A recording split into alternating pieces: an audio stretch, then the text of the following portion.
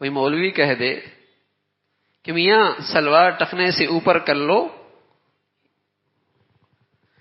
اپنے نظم یوں بنا لو، تو فوراً طبیعت پہ بوجھ آ جاتا ہے، اس کا کیا تعلق ہے؟ اتنی انتہا پسندی بھی نہیں ہونی چاہیے۔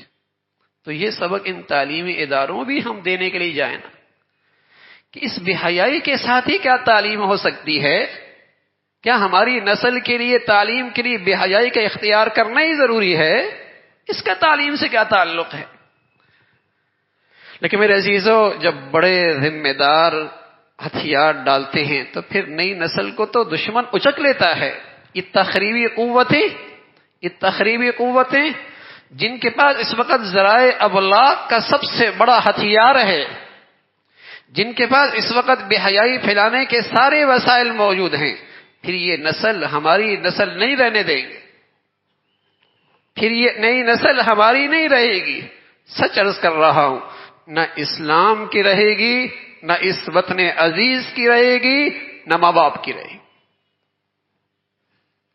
پھر یہ نئی نسل نہ اسلام کی رہے گی، نہ اس وطن عزیز کی رہے گی، اور نہ اس ماں باپ کی رہے گی۔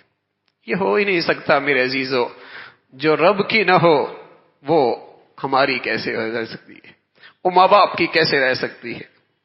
وہ تو پھر ایسی ہوتی ہے کہ جب اماں ابا اسے بچپن میں کسی جگہ چھوڑ کے آ جاتے ہیں، اور باپ بھی ملازمت میں نکل گیا، ماں بھی ملازمت میں نکل گئی، بچوں کو پالنے والے کوئی اور، جب یہ بوڑھے ہوتے ہیں تو وہ بھی انہیں اولڈ ایج ہوم میں پھینک کے آ جاتے ہیں کہ ادلا بدلا ہو گیا، بچپن میں آپ نے ہمارے ساتھ ایسا کیا، بڑھاپے میں ہم آپ کے ساتھ ایسا کریں۔ پھر تو یہی منظر ہوگا، پھر تو وہ مغرب کی ساری گندگیوں کا رواج گلی بازاروں میں نظر آئے گا۔ اور سچ عرض کر رہا ہوں، مسلمان معاشرے سے اس سے دور کا بھی تعلق۔ مسلمان معاشرہ، عفت، پاک دامنی، حیا، یہ اس کا جوہر ہے۔ اس کی مردوں میں حیا، اس کی عورتوں کے چہروں پہ حیا کی چادر۔ وہاں مرد عورت کا اختلاط حرام۔ وَإِذَا سَأَلْتُمُوهُنَّ شَيْئًا فَاسْأَلُوهُنَّ مِنْ وَرَاءِ حِجَابٍ۔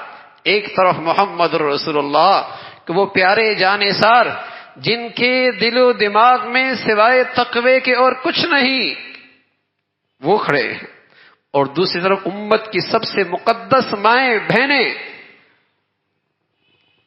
حضور علیہ الصلوۃ والسلام کی ازواج۔ لیکن قرآن کیا کہہ رہا؟ وَإِذَا سَأَلْتُمُوهُنَّ شَيْئًا فَاسْأَلُوهُنَّ مِنْ وَرَاءِ حِجَابٍ۔ اگر ان مردوں کو ان عورتوں سے کچھ لینے کی ضرورت پڑے تو بیچ میں پردہ حائل کرو۔ سبحان اللہ، بیچ میں پردہ حائل کرو۔ اس سے زیادہ مقدس اور پاک باز ہستیاں کوئی نہیں، اور اس سے بڑھ کر پاک باز عورتیں کوئی نہیں، لیکن اسلام وہاں حیا کا سبق دے رہا۔ وَإِذَا سَأَلْتُمُوهُنَّ فَاسْأَلُوهُنَّ مِنْ وَرَاءِ حِجَابٍ، بیچ میں پردہ حائل کرو۔ تو میرے عزیزو، حیا ہے تو ایمان ہے، حیا ہے تو اسلام ہے، حیا اور ایمان ہے تو ہمارے گھر بھی ہیں، خاندان بھی ہیں، زندگیاں بھی ہیں، دنیا آخرت بھی ہے۔ اللہ رب العزت حیا والی، ایمان والی زندگی نصیب فرمائے۔ وآخر دعوانا ان الحمد للہ رب العالمین۔